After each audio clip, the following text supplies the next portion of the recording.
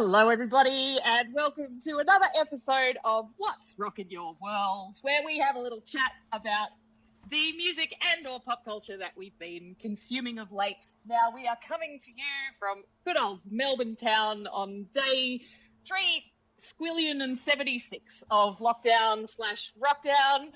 However, there is a small light at the end of the tunnel. If we're not exactly blinded by it, but if there's something there, eventually, apparently, we're coming out soon. So welcome for today's What's Rockin' Your World.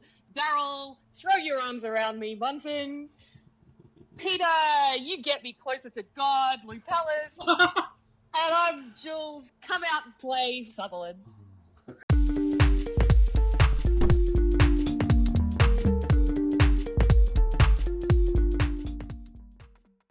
So, Pete, what's been rocking your world? Right. So, do you remember?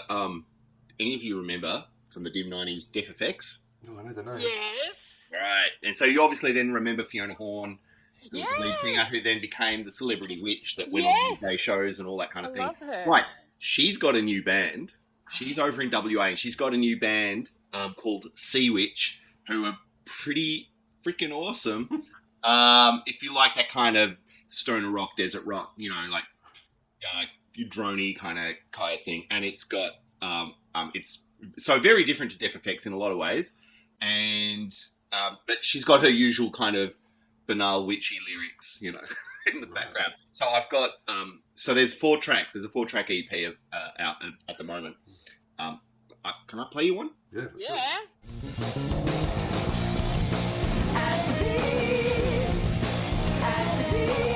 She's still got it. She's still, yeah. At least she's writing about what she knows, which is, you know, herbs and magical things. Yeah. It's kind of I'm like all for it. it's kind of a bit like Led Zeppelin. Instead of being about J.R. Tolkien, it's about witch stuff. Yeah. I met them years ago, and I actually did an interview with Sean Lowry, who's the keyboardist. I didn't actually. The intention was to actually interview Fiona Horne as well, but she went off somewhere else doing witchy things or something. But yeah, That's pretty cool. I great. don't know anything about this person, or I've heard the name Deaf Effects, and that's it. Yeah. Surfers of the Mind, loved them. Yeah. I loved them back in the '90s. Yeah, they were fantastic. Anyway, but I also watched a documentary that you may have heard of. It's called "The Summer of Soul," or "When the Revolution Was Not Televised." Oh. And so what happened was in 1969, when Woodstock was happening, there was a festival that was organised in Harlem. And it went over, 3 or 4 weekends or something like that. And it was all these incredible soul singers, but not just sort of the black gospel stuff. But, I mean, and the highlights for me are Stevie Wonder, Nina Simone, and Sly and the Family Stone. But also because part of Harlem, it's not just that there's black folk in Harlem, or at then anyway, I don't know if that's still the case, but also a lot of the sort of Cubano, Latin American population. So there was also some really, really cool Latino music that was just wild. Listening to it was just like, oh my God. And so this was all recorded.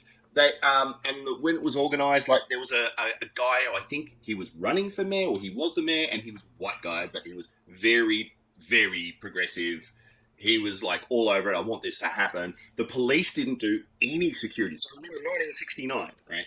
I think Martin Luther had already been assassinated by this stage. I think, if I'm getting my history right. So, you know, the tensions of the police did not do security for the festival at all. Like, it was organised that the Black Panthers would actually do security. And so they filmed this whole thing, and then nothing ever happened with it. And that's in the documentary, and some rapper guy has put it together. I don't know, Questlove. I don't know. Questlove, yeah. Okay, I've never heard of it. It's not my world, right? But at the end, there's this. They speak to the guys who actually did the filming, going, "We offered it. We even tried to sell it as the Black Woodstock. No one wanted it. No one wanted to see it. No one wanted to show it. No one wanted to air it. It just sat in a vault until last year." The revolution will not be televised, will not be televised, will not be televised, will not be televised. The That's Awesome. incredible looking. God, there's so many amazing people in there, and just it's 1969 and in an era that we didn't really see. No, Yeah. no one even knew this happened. You know. Completely. Yes, I just heard about that documentary yesterday. As Zan Rowe mentioned it on the Bang On podcast. But it's on. What's it Hulu. on Disney Plus? It's Hulu. on. Is it? What's that? Hulu? Okay. Yeah, we don't have Hulu. Right. So what did you watch it on? It must have been Disney because that's all I've got. Yes.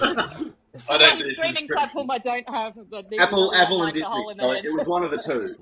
That looks Right. amazing. God, I can't It wait. does. It was awesome. I need to see that. I'm loving so many music documentaries. They're so good. Yeah. So totally, and honestly, the Sly and the fan, because I'm a big Sly Stone fan. Live performance of stuff that they do, and they were revolutionary, man. They were freaking awesome. But also watching Stevie Wonder play those drums. Oh my god, that guy, he's insane. Oh, amazing. Yeah. So it was really cool. Highly recommend it.